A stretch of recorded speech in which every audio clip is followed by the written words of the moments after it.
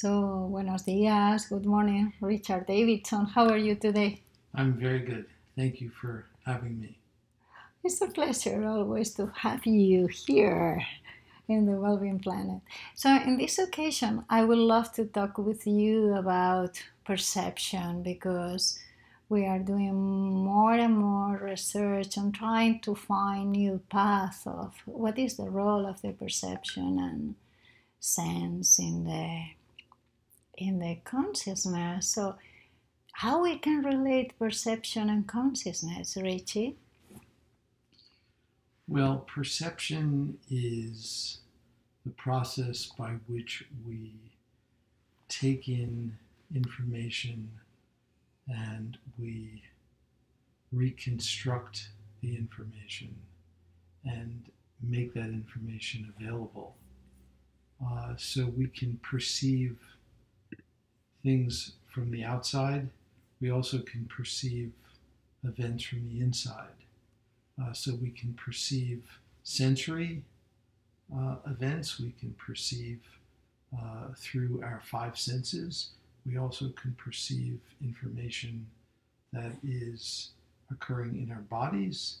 And we also can perceive our emotions and our thoughts, which are more complex internal events.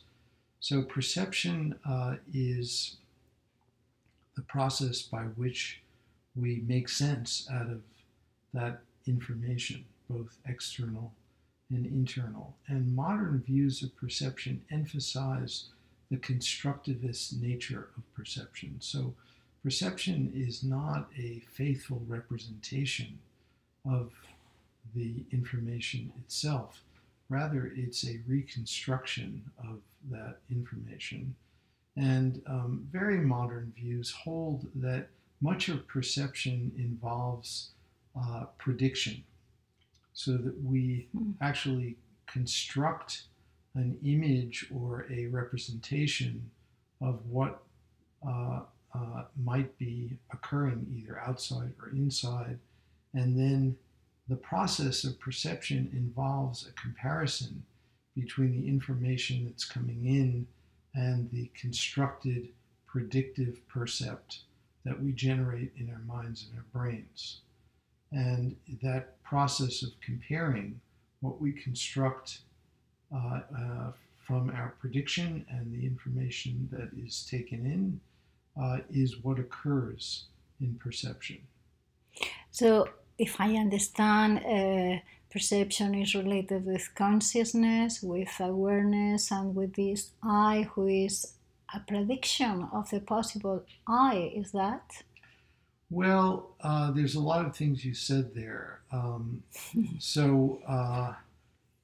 think modern neuroscientists would say that there is such a thing as non-conscious perception. So perception doesn't always have to be conscious. In fact, we're perceiving things all the time that we're not aware of. So there is many streams of information coming in that we're not aware of that's affecting our mind and our behavior and our brain and our bodies. And what we're aware of is only a teeny sliver of the information that's actually coming in. Yes, it's true that consciousness and perception are related, but they're related for a very small portion of the overall machinery of perception. What we're conscious of, we of course privilege, and we think that's most of perception, but it turns out that that's a very small fraction of perception. Most of perception actually is non-conscious. For example, when we are sleeping, when we are meditating, and when we are suffering an anesthesia, a surgery, we are perceiving in some way, and I was asking myself, where our consciousness go in this type of perception?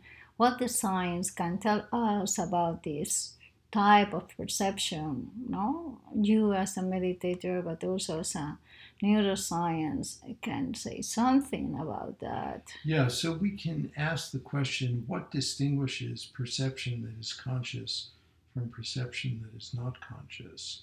And one of the things that we believe is true, and there's a lot of evidence, I think, to support this, is that when perception becomes conscious, we have more opportunity to actually change, to transform things.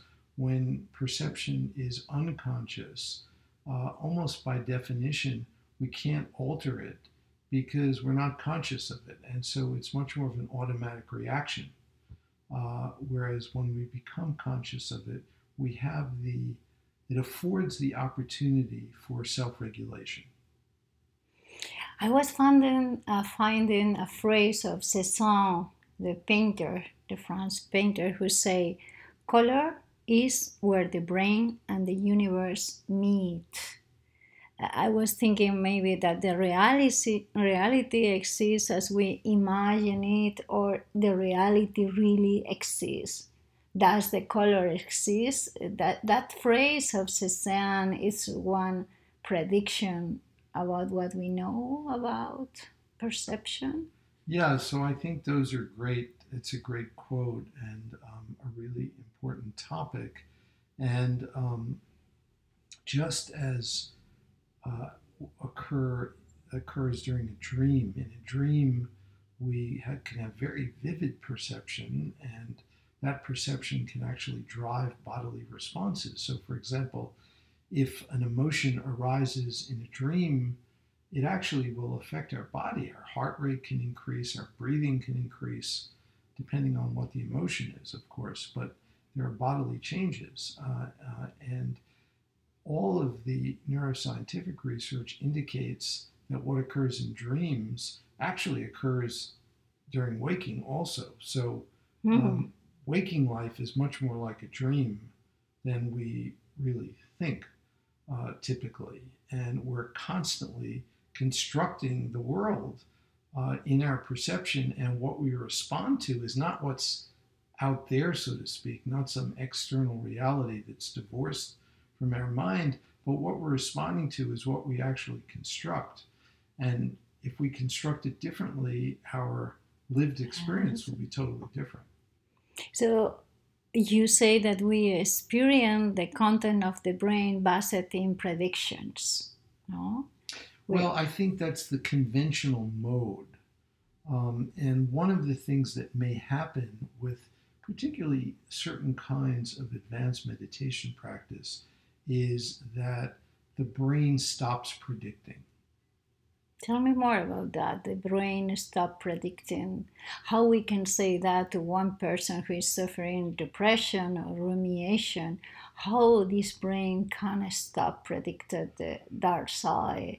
Yeah. So, with a person who is suffering from depression or some other serious disorder, that's a different story, and those people may be caught in in a kind of dysfunctional cycle, a vicious cycle. And for them, yes, they're predicting that bad things will happen, and they happen, and they have low expectations of themselves. They have negative beliefs about themselves, and that colors how they see the world. But what I'm simply referring to is that there may be, this is theoretical, it's not been empirically demonstrated, but there's some reason to believe that in certain kinds of advanced meditation, there's a shift from a mode of what we might call doing to a mode of being, and in that mode of being, there's no longer prediction. It's simply being. And it's I think it's quite rare. There are probably relatively few people who can live in that way. But I think theoretically it's possible.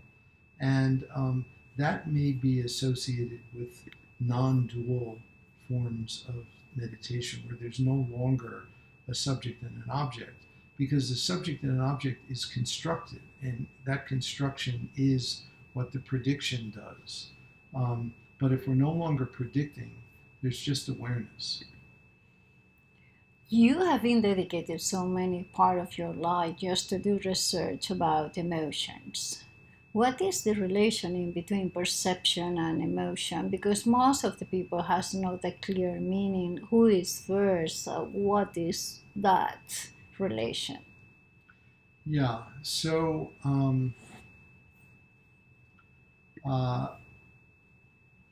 the relationship between perception and emotion is an important one.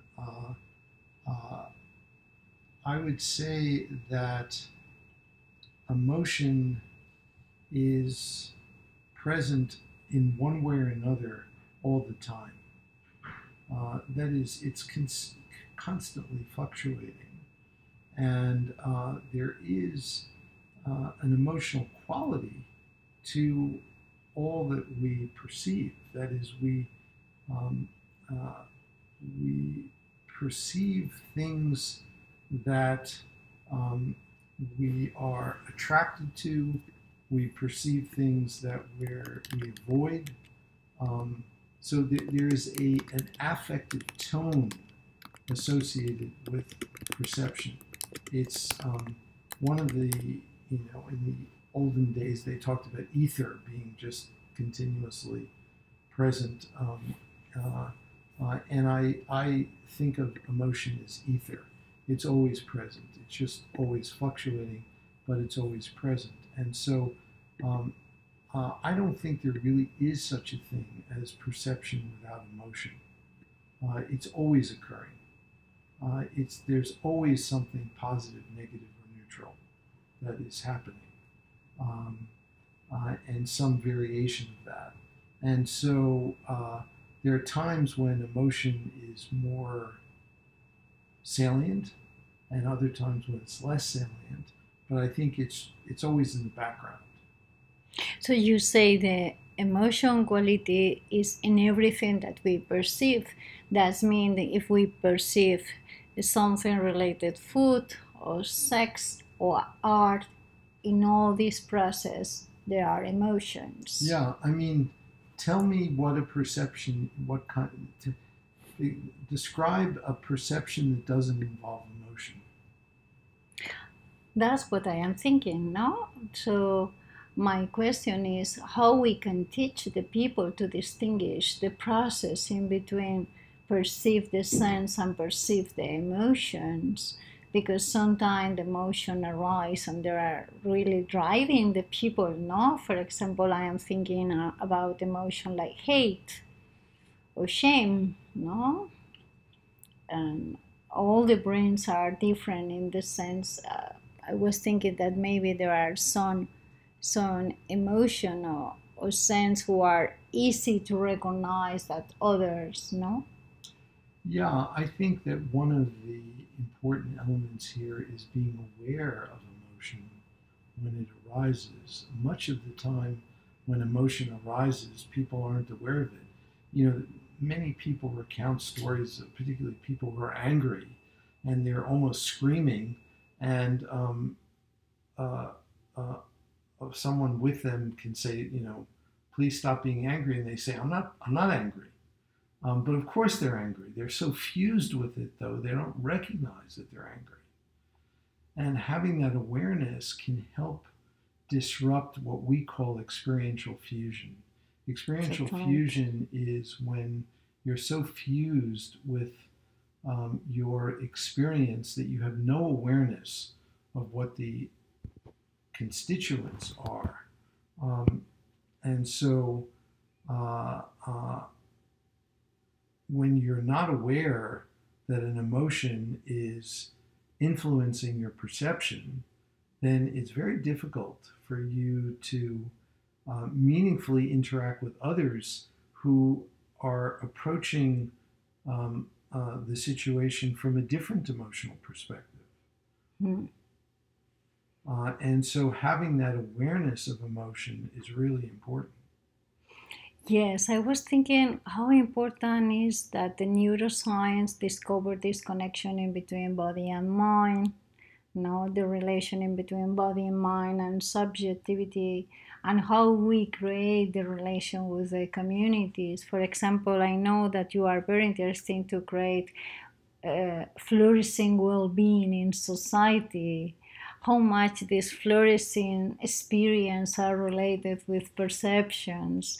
For example, I'm thinking in a university, the perception to be accepted or not accepted, to feel the hate or not, no?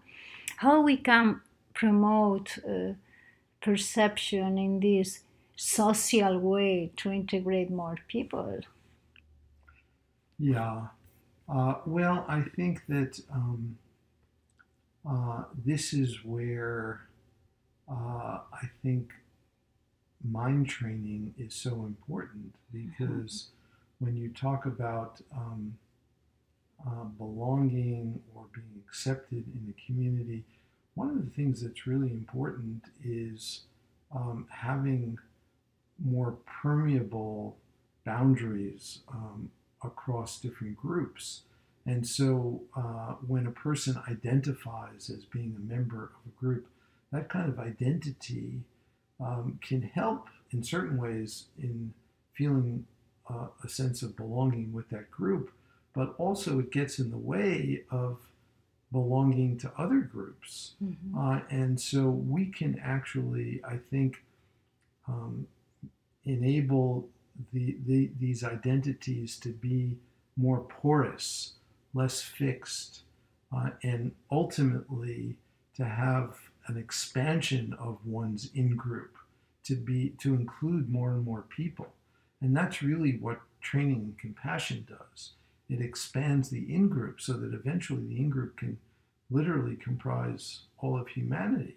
Of course, that's very difficult for most people to achieve, but we can do this step by step. So you mean that the compassion training can change the perception of the self? Yes, absolutely. It can change the perception of the self, and it can change the perception of others. So my very last question is, what is the role of the art in all this picture that you present regarding perception or emotion? How the art, in a deep way, Richie, can expand our knowledge about the aesthetic moral issue, no?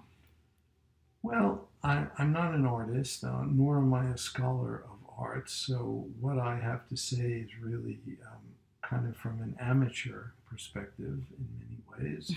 But I have thought some about it, and I have a few reflections. One is that most art is non-conceptual. And so I think that this is very important because it gives people a way of perceiving that is in some ways more direct, because it's not filtered through the conceptual apparatus of our mind, particularly when they are expressing themselves through art. That kind of expression is non-conceptual.